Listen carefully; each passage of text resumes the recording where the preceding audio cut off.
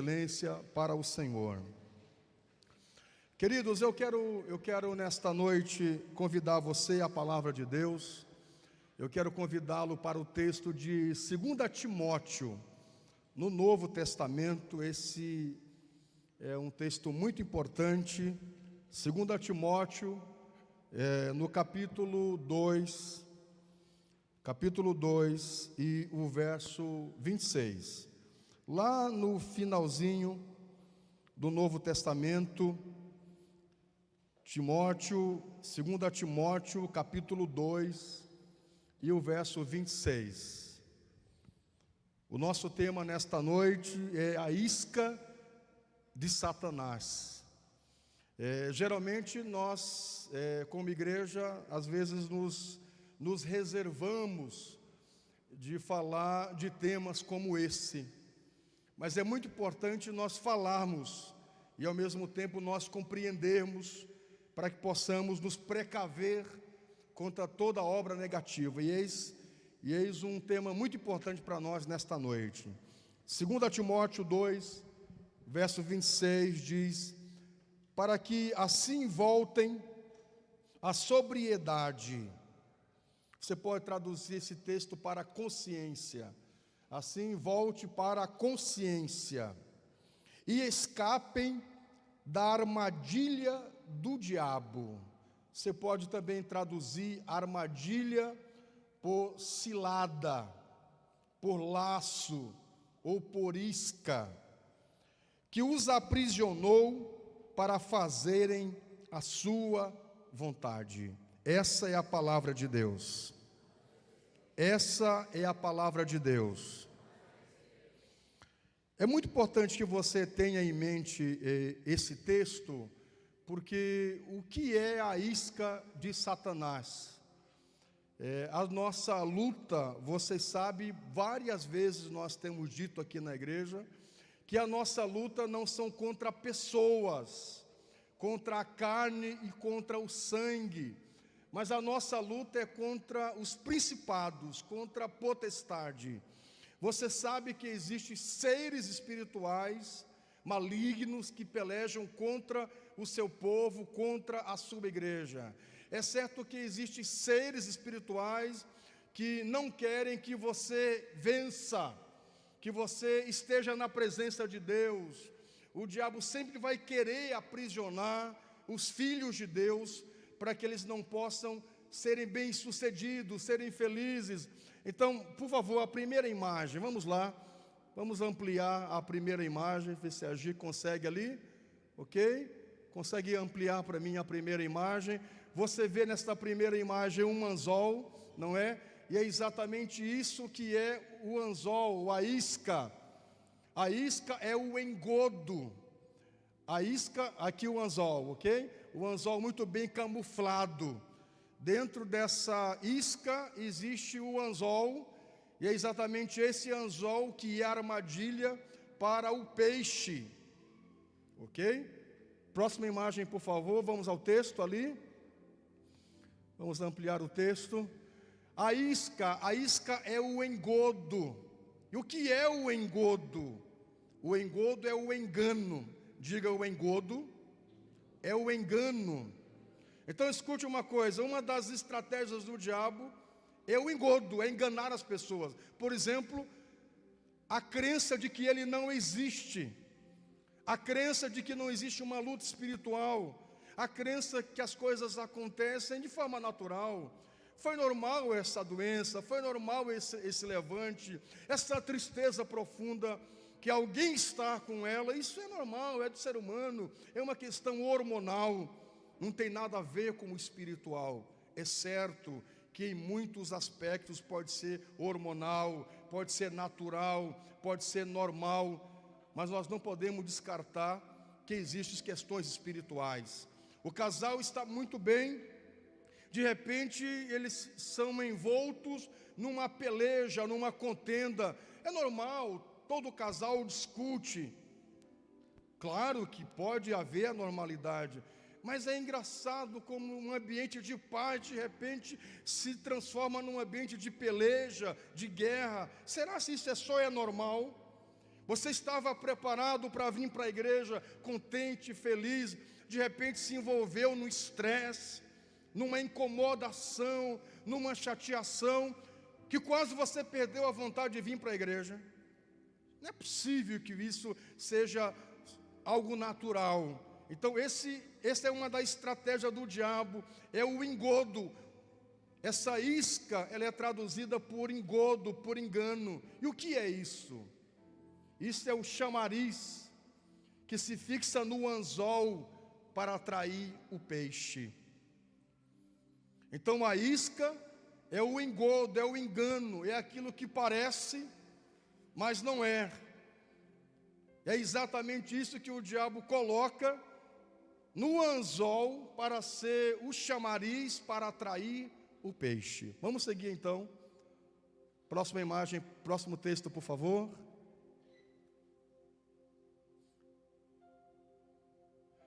Aquilo que atrai e seduz a pessoa. Aquilo que atrai e seduz o indivíduo. Nós poderíamos enumerar muitas coisas que atrai e seduz o indivíduo. E pense, sempre seduzir na intenção de fisgar, de pegar. Por exemplo, quem entende de mídias, existe a isca digital. Para quem, os mais entendidos aí, existe a isca digital. É um site, é uma promoção, é alguma coisa que tem na internet, algo interessante, é um estudo, é uma proposta, é uma imagem, é alguma coisa que está ali para você, para atrair a sua atenção, para que você venha clicar ali, se interessar. E aí uma maneira de salvar aquela imagem é colocar os seus dados, é colocar suas informações, é colocar seu e-mail. E com isso a empresa da mídia que está por trás daquela isca digital começa a mandar para você informações que você não queria, ou então coloca você no banco de dados que ela tem de clientes em potencial. Você nunca teve a intenção de estar nesse banco digital dessa empresa, mas por causa de uma isca, de uma propaganda, de uma imagem, de alguma coisa nesse sentido, a pessoa é levada a clicar e é fisgada, é chamada isca digital. Então veja, é aquilo que seduz tantas coisas, seduz o ser humano. Tanta coisa leva o indivíduo a ir por caminhos que conscientemente ele não quer ir, mas de alguma maneira ele é levado a ir. Vamos lá? Vamos seguir adiante? A palavra isca ou armadilha é uma palavra antiga, uma palavra grega muito antiga, que quer dizer escadalon. Escadalon quer dizer o gatilho da isca de uma armadilha. Isso é uma palavra grega, uma raiz muito antiga, que quer dizer escândalon. É como se você poderia traduzir para escândalo, mas é escandalon. É o gatilho, é aquela coisa que fica, vou mostrar para você uma imagem, que é colocada na isca de uma armadilha. Por favor, próxima imagem. Vai passando as imagens, aqui, é só ir passando, só clicando ali que vai indo. É mais ou menos isso aqui. Essa imagem de uma, como é que chama ali? Uma ratoeira, não é? Exatamente, o queijo é colocado no escandalon, o local onde se prende o queijo, para que o rato possa ir e ser pego. É algo que aparentemente é atrativo, tantas coisas. E aí o mundo, muitas circunstâncias estão apresentando para o ser humano constantemente coisas para pegar a pessoa. Coisas que aparentemente podem ser boas, aparentemente pode ser comida. Olha um exemplo muito fácil, a transmissão do culto. É uma coisa boa a transmissão do culto, Mas ao mesmo tempo pode ser muito perigoso, porque algumas pessoas dizem: eu não preciso ir à igreja, a igreja vem até mim.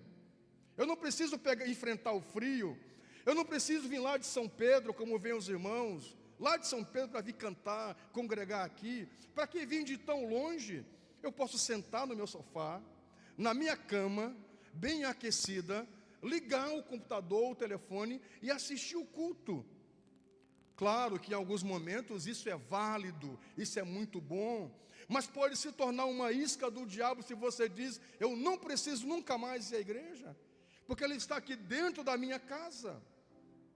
E aí muitas pessoas são chamados desigrejados, estão dessa maneira, estão se perdendo com algo que aparentemente pode ser bom, é uma coisa boa, mas aí, se for usada de maneira errada, se torna um atrativo do diabo. Por exemplo, qual é o que transforma uma heresia? É você pegar uma verdade e transformar ela em algum detalhe mentiroso. Isso é perigoso. É uma coisa boa a transmissão do culto. Em algum momento você pode ficar na sua casa para assistir o culto, mas você não pode deixar de vir à igreja. A célula, por exemplo, a célula é uma coisa boa. Aí a pessoa diz: eu tenho uma célula dentro da minha casa, eu não preciso mais ir congregar no templo, me reunir com os irmãos, porque eu tenho uma oração aqui na minha casa, eu não preciso ir. A célula é uma coisa boa. É a igreja lá na sua casa, mas você falar: eu só vou ficar na célula e não preciso ir à igreja, isso pode ser uma cilada do diabo, algo que é bom, mas pode se tornar um problema, e alguns irmãos vão por esse caminho. Digam amém. Você consegue entender? Digam amém. Diga: eu estou entendendo. Diga: eu estou entendendo.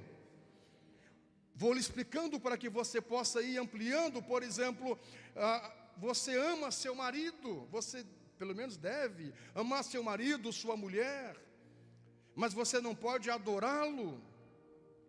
A gente não pode colocar os filhos no lugar de Deus. Meu marido, eu faço aquilo que minha mulher determina. É importante a gente fazer em parceria. Mas aí um dia a mulher diz: eu não quero mais saber da igreja. Eu também não quero, porque você não quer. É uma coisa boa estar aliançado com a mulher, com o marido, mas aí entra uma instância maior. No que diz respeito à salvação, os familiares não podem determinar a nossa caminhada para com Deus. Bom que você venha comigo, mas se você não quer, já dizia o hino: não impeça a mim. Há um corinho antigo que eu cresci ouvindo meus pastores cantar: se você não vai, não impeça a mim. Se meu pai não vai, não impeça a mim. Se minha mãe não vai, não impeça a mim. Se meu irmão não vai, não impeça a mim. É uma coisa boa estar em parceria com a mulher, com o marido, mas algumas pessoas, elas elevam a um lugar que é um lugar perigoso, que é o lugar de Deus. Digam amém. Isso são índices de uma isca de Satanás. Pode seguir, por favor. Podem seguir. Olha, por exemplo, uma isca, uma coisa boa é o dinheiro. O dinheiro não é do diabo. O dinheiro não é de Satanás. O dinheiro é uma coisa boa. A gente trabalhar para ter subsídios, para se manter, é honesto, é uma coisa válida. A gente correr e trabalhar e lutar é uma coisa boa. Mas algumas pessoas, por exemplo, destroem a família, a busca do dinheiro. Algumas pessoas destroem amizades, passam por cima de todo mundo, porque o seu foco é o dinheiro. Então se torna uma prisão, se torna uma armadilha. Tem gente que está se matando em função do dinheiro, e aí não vai conseguir ter saúde, e tudo que está ganhando vai usar depois por causa da doença. Valeu a pena? As pessoas se tornaram escravas, Porque todo mundo, eu preciso ter aquilo que é de último lançamento, e algumas pessoas se escravizam, e não conseguem um momento desfrutar do que Deus lhe tem dado, se tornam escravas, se tornam aprisionadas. Diga para o seu irmão, seja livre. Diga para o seu irmão, seja livre. Só os livres, eu quero convidar você para aplaudir Jesus, porque você é livre. Declare isso nesta noite. Próxima imagem, por favor. Próxima imagem, por favor. Qual é a primeira isca de Satanás? E eu quero caminhar com você para as próximas terças-feiras. Eu quero caminhar com você porque algumas pessoas, elas estão deixando de desfrutar o que Deus tem para ela por causa da isca de Satanás. Algumas pessoas estão deixando de vivenciar as promessas de Deus, que é o nosso tema dos cultos de terça-feira, por causa da isca de Satanás. Aquilo que pode ser bom tem sido algo ruim na vida das pessoas. Olhe, por exemplo, a gente pode usar as mídias sociais, é uma coisa boa para se comunicar, para se relacionar, mas não me diga se as redes sociais não estão aprisionando pessoas. As pessoas não conseguem mais sair delas. Algumas pessoas estão na igreja e continuam assim viciadas. Olha que coisa engraçada. Sempre elas não conseguem nunca tirar. Se torna uma prisão, se torna uma isca. O nosso telefone, por exemplo, é uma coisa boa. A gente utiliza para ler a palavra, ver a mensagem, preparar uma pregação, ouvir músicas, falar com alguém. Mas as pessoas, elas não conseguem mais nunca desgrudar dele. Você sabe que segunda-feira é o nosso sábado, é a minha folga, a nossa folga. E eu fiz um voto com mim mesmo. Olha, o telefone só vou usar para quando for chamada das minhas meninas. Não vejo mais WhatsApp. Se diz, segundo os irmãos me encheram de mensagem, digo, incapaz. E algumas só aquelas mensagens bobas, sabe?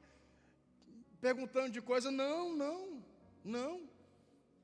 Tenham até colocado longe de mim. Digo, não, capaz. Deus o livre, nem na folga da gente consegue descansar. É WhatsApp, é mensagem, é não sei o que, recado. Pastor, só viu isso, viu aquilo. Digo, não quero nem ver mais. Segunda-feira, não. Não me mande mensagem segunda-feira, tá? Eu não vou responder para você. Não fique chateado, é um propósito comigo mesmo. Algumas coisas, minha gente, a gente precisa fazer para não se tornar refém. Algumas pessoas ficam reféns de muitas coisas, e eis uma prisão na vida das pessoas. Pode usar para coisas boas, mas se está lhe aprisionando, então deixe fora. Digam amém. De verdade, queridos, permita que o Senhor liberte você de toda a prisão. Você queria assim? Dê um aplauso ao Senhor com alegria nesta noite. Amém. Vamos lá, a primeira isca de Satanás, por favor, pode passar para mim. Diga ofensa. Diga ofensa. A primeira isca de Satanás é a ofensa. Olhem para mim vocês. Algumas pessoas estão literalmente aprisionadas por essa isca, pela ofensa. Quantas pessoas a gente conhece quebraram alianças, parcerias, deixam de dormir, deixam de se alimentar, deixam de passear, deixam de desfrutar, porque estão ofendidas. A ofensa é uma isca de Satanás na vida das pessoas. Escute uma coisa, há duas classes de pessoas ofendidas: aquelas que têm a consciência que estão ofendidas, e aquelas que estão, mas não sabem que estão. Elas só funcionam de forma rancorosa.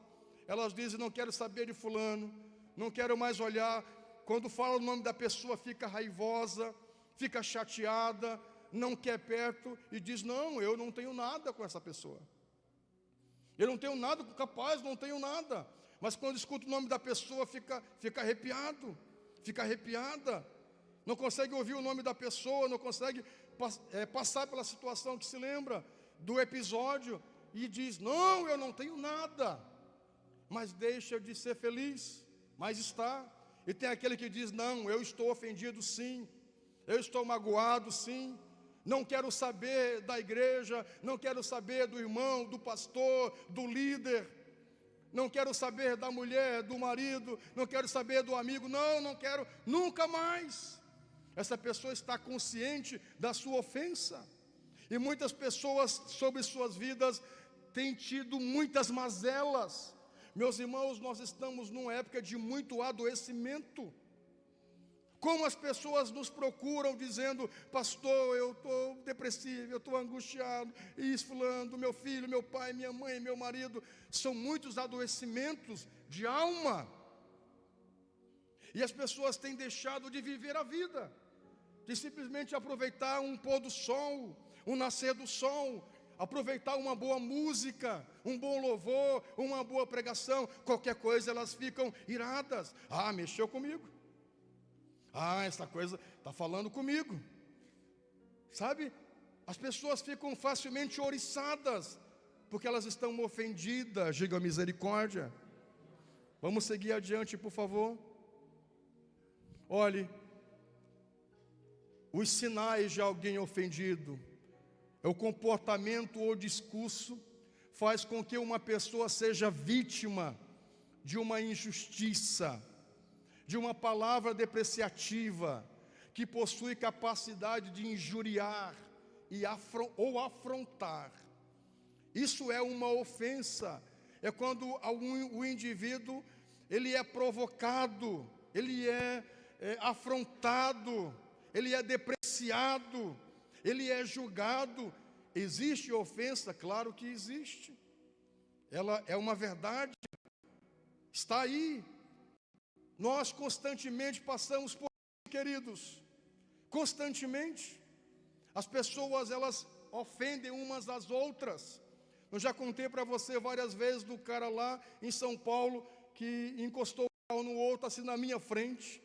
Aí falou, xingou a mãe, ofendeu a mãe do outro, o outro saiu do carro com a arma em punho, disse: o que você diz? Ah, tua mãe, aquela não sei o que, descarregou a pistola na cabeça do outro.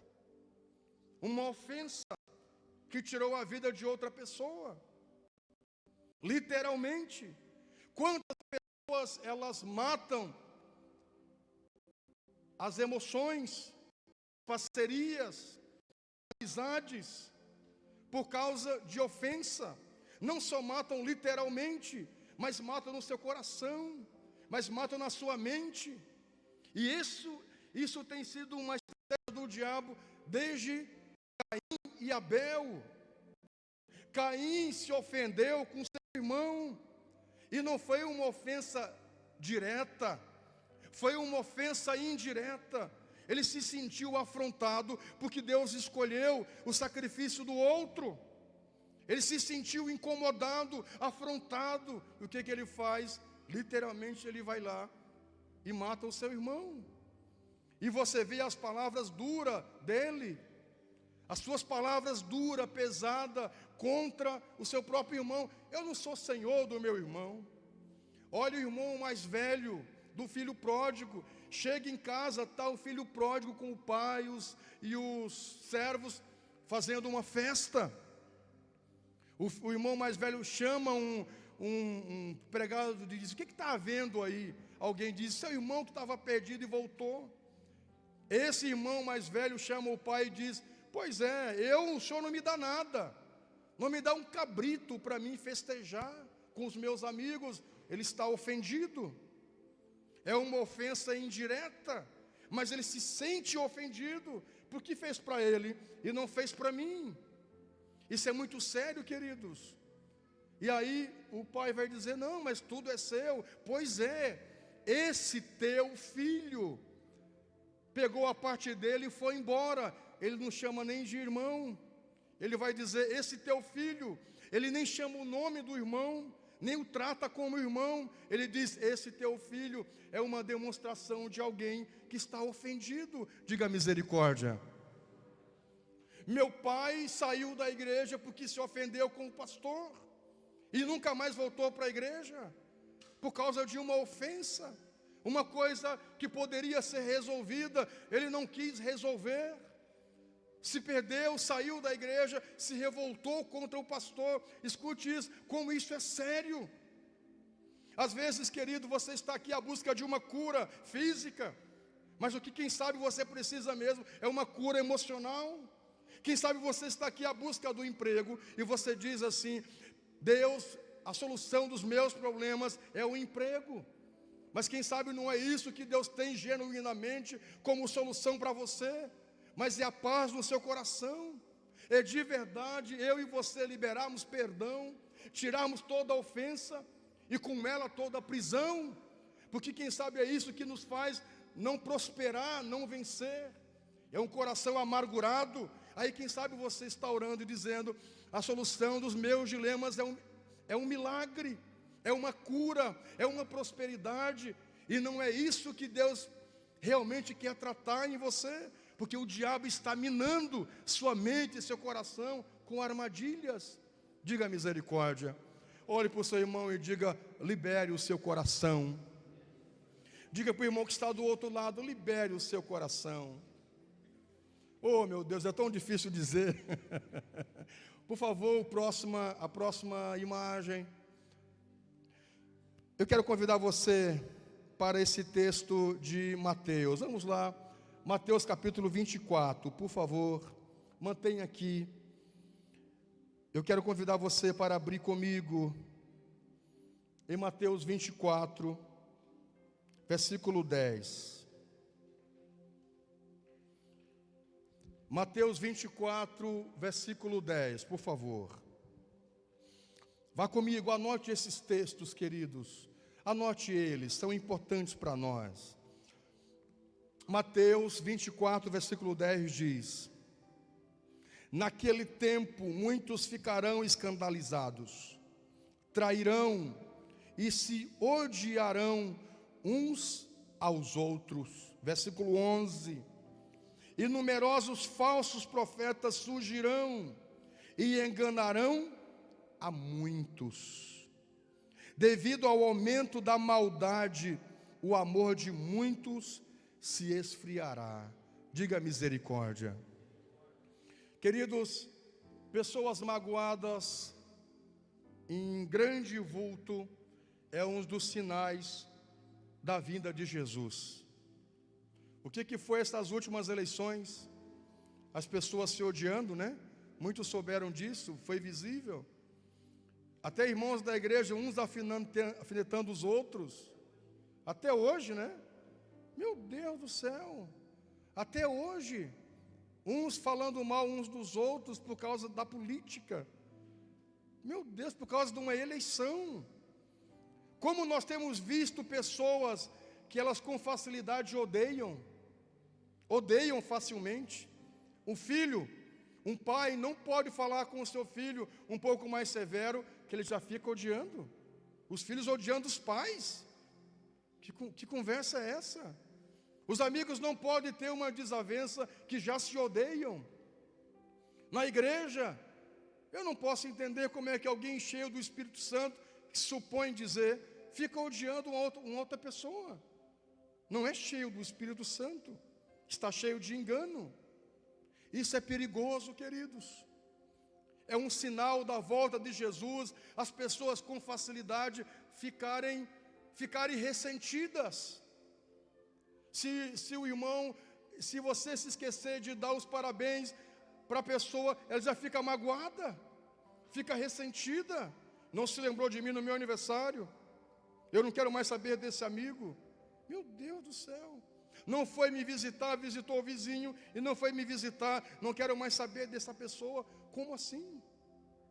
O casal com facilidade, olha, nunca se viu tanto divórcio. E alguns casais se separando de forma de se odiar, de um querer tirar a vida do outro. É só você ver quantos assassinatos tem aí. Meu Deus do céu. Nunca se viu tantas pessoas magoadas, que se magoam com facilidade. Quantos alunos, você viu esses dias reportagens de alunos se rebelando e maltratando professores. O professor não pode disciplinar o aluno. não pode dizer nada para o aluno que ele se revolta. Há uma revolta. Isso é um sinal da volta de Jesus. Isso é uma coisa muito séria. Às vezes o pastor não pode falar mais sério com a ovelha, que já vou sair da igreja, se pastor não me ama. Meu Deus do céu. Onde é que nós estamos? Nós estamos chegando no tempo do fim. As pessoas não querem mais ouvir verdades. Elas querem ouvir o que elas gostariam de ouvir. E é por isso que é uma geração depressiva, uma geração doente, que não estão entendendo a buscar a Deus, mas buscar coisas, e quando as coisas não vêm, elas não querem saber mais de Deus. Diga misericórdia. O tempo dos filhos que com facilidade se revoltam contra os pais. Esses dias eu disse para alguém, seu pai pode ser até uma pessoa sem fundamento, mas é pai, mas é mãe. Nunca se levanta a voz com pai e com mãe. Pode ser um bebum, pode ser uma pessoa que a sociedade não dê crédito, mas é pai, é mãe. Não tem que alterar a voz com o pai, não tem que mandar pai calar a boca. Eu digo, mas onde é que você se viu isso? É pai, é mãe. É uma geração de filhos revoltados com os seus pais. Você sabe por quê? Porque está chegando o tempo do fim. O diabo tem colocado isso no coração das pessoas. E aí as famílias ficam fracas emocionalmente, e por isso que se dissolvem. As igrejas ficam fracas espiritualmente, por isso se dissolvem.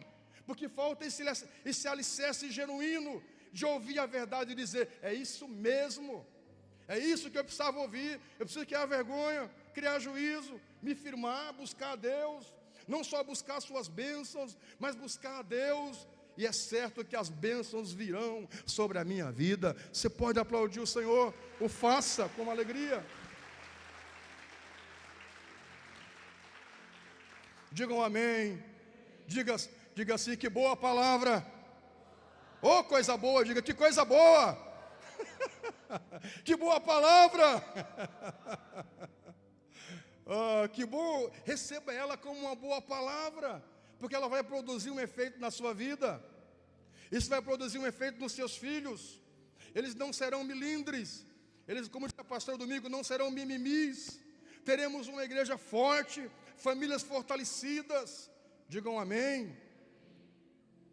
Sabe, somos uma geração de que o patrão não pode dizer para o funcionário, isso aqui não está limpo direito, isso aqui não está bem feito, vou pedir minhas contas, vou embora.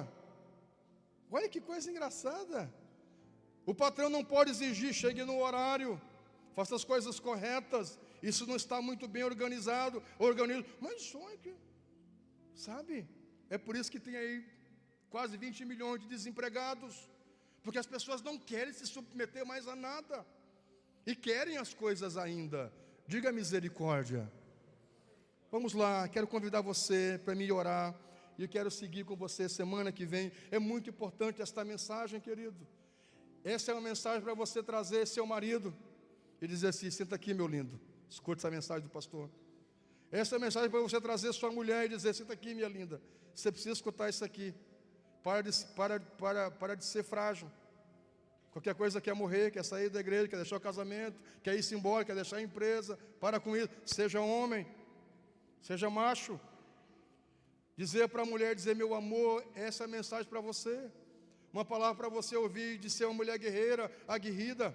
Qualquer coisa quer morrer, quer estar em depressão. Qualquer coisa, a gente não pode dizer nada, ter nada, que já fica debaixo das cobertas. Não sai mais durante o dia debaixo das cobertas. Para com isso, mulher.